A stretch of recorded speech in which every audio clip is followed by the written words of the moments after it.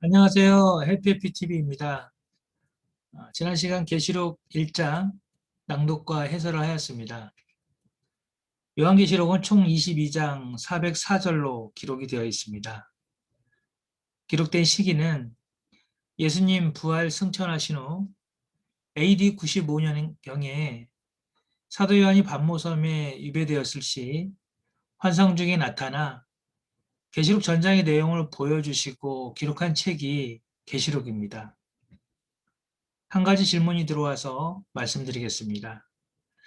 요한계시록은 예수님의 제자 사도 요한이 기록한 것이지 세례 요한이 기록한 것은 아닙니다.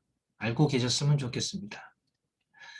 계시록 1장 내용에 대해서 간략하게 정리하고 계시록 2장 낭독하도록 하겠습니다. 계시록 1장은 사도 요한에게 예수님이 나타나시게 되는데 사람의 형상이 아니고 영체로 나타나신 모습을 요한이 본 것이죠. 또 요한에게 보여준 것을 기록하라 하시고 20절에 보면 일곱 별의 비밀에 대해서 말씀하시면서 1장이 끝이 나게 되죠. 그리고 2장이 시작됩니다. 계시록 2장은 다른 장에 비해 절수가 조금 많습니다. 계시록 2장을 낭독한 후에 요약해설 하도록 하겠습니다. 에베소 교회 사자에게 편지하기를 오른손에 일곱 뼈를 붙잡고 일곱 금촛대 사이에 다니시는 이가 가라사대 내가 내 행위와 수고와 내 인내를 알고 또 악한 자를 용납지 아니한 것과 자칭 사도라 하되 아닌 자들을 시험하여 그 거짓된 것에 내가 드러낸 것과 또 내가 참고 내 이름을 위하여 견디고 게으르지 아니한 것을 아노라. 그러나 너를 책망할 것이 있나니 너의 처음 사랑을 버렸느니라. 그러므로 어디서 떨어진 것을 생각하고 회개하여 처음 행위를 가지라. 만일 그리하지 아니하고 회개치 아니하면 내가 내게 임하여 내 촛대를 그 자리에서 옮기리라. 오직 내게 이것이 있으니 내가 니골라당의 행위를 미워하는도다. 나도 이것을 미워하노라. 귀 있는 자는 성령이 그애들에게 하시는 말씀을 들을지어다. 이기는 그에게는 내가 하나님의 낙원에 있는 생명나무의 과실을 주어 먹게 하리라. 서머나 교회의 사자에게 편지하기를 처음이요 나중이요 죽었다가 살아나신 이가 가라사대 내가 내 환난과 궁핍을 아노니 실상은 내가 부요한 자니라. 자칭 유대인이라 하는 자들의 회방도 아노니 실상은 유대인이 아니요 사단의 회라. 내가 장차 받을 고난을 두려워 말라. 볼지어다 마귀가 장차 너희 가운데서 몇 사람을 옥에 던져 시험을 받게 하리니 너희가 10일 동안 환난을 받으리라. 내가 죽도록 충성하라. 그리하면 내가 생명의 멸관을 내게 주리라. 귀 있는 자는 성령이 그들에게 하시는 말씀을 들을지어다. 이기는 자는 둘째 사망의 해를 받지 아니하리라. 버가모 교회 사자에게 편지하기를 좌우의 날성검을 가진 이가 가라사대 내가 어디 사는 것을 내가 아노니 거기는 사단의 위가 있는 데라. 내가 내 이름을 굳게 잡아서 내 충성된 증인 안디바가 너희 가운데 곧 사단에 거하는 곳에서 죽임을 당할 때에도 나를 믿는 믿음을 저버리지 아니하였도다. 그러나 내게 두어 가지 책망할 것이 있나니 거기 내게 발람의 교훈을 지키는 자들이 있도다.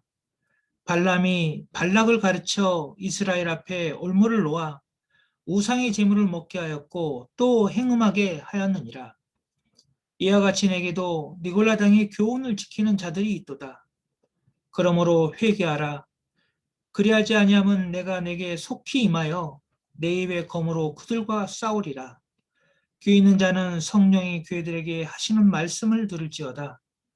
이기는 그에게는 내가 감추었던 만나를 주고 또 흰돌을 줄 터인데 그 돌 위에 새 이름을 기록한 것이 있나니 받는 자밖에는 그 이름을 알 사람이 없느니라. 두아디라 교회의 사자에게 편지하기를 그 눈이 불꽃 같고 그 발이 빛난 주석과 같은 하나님의 아들이 가라사대 내가 내 사업과 사랑과 믿음과 성김과 인내를 아노니 내 나중 행위가 처음 것보다 많도다. 그러나 내게 책망할 일이 있노라. 자칭 선지자라 하는 여자 이세벨을 내게 용납함이니 그가 내 증도를 가르쳐 꿰어 행음하게 하고 우상의 재물을 먹게 하는도다. 또 내가 그에게 회개할 기회를 주었을 때 그 음행을 회개치 아니하는도다. 볼지어다 내가 그를 침상에 던질 터이요 또 그로 더불어 간음하는 자들도 만일 그의 행위를 회개치 아니하면 큰 환난 가운데 던지고 또 내가 사망으로 그의 자녀를 죽이리니 모든 교회가 나는 사람의 뜻과 마음을 살피는 자인 줄 알지라. 내가 너희 각 사람의 행위대로 갚아주리라. 두아디라에 남아있어 이 교훈을 받지 아니하고 소위 사단의 깊은 것을 알지 못하는 너희에게 말하노니 다른 짐으로 너희에게 지울 것이 없노라. 다만 너희에게 있는 것을 내가 올 때까지 굳게 잡으라. 이기는 자와 끝까지 내 일을 지키는 그에게 만국을 다스리는 권세를 주리니 그가 철장을 가지고 저희를 다스려 질그릇 깨뜨리는 것과 같이 하리라. 나도 내 아버지께 받은 것이 그러하니라. 내가 또 그에게 새벽별을 주리라. 귀 있는 자는 성령이 그애들에게 하시는 말씀을 들을지어다. 네, 여기까지가 2장의 내용입니다. 계시록 2장과 3장에 7개의 교회가 나오게 됩니다. 2장에서는 4개의 교회가 나오고 계시록 3장에서 3개의 교회가 나오게 되죠. 핵심 내용은 싸워 이기면 복을 주겠다는 내용입니다. 어떤 복인지 볼까요? 낙원에 있는 생명나무 과실을 먹게 할 것이며 생명의 멸관, 또한 둘째 사망의 해를 받지 않게 해주겠다. 감추었던 만나와 흰돌, 만국을 다스리는 철장 권세를 주겠다. 또한 새벽별을 주겠다는 것이 예수님의 약속입니다. 그런데 문자로 봐서는 이해하기 힘드실 겁니다. 예를 들어서 새벽별을 주시면 지구만한 큰 별을 어떻게 받을 수 있겠어요? 새벽별이 가지고 있는 참뜻이 있다는 것을 우리가 알 수 있습니다.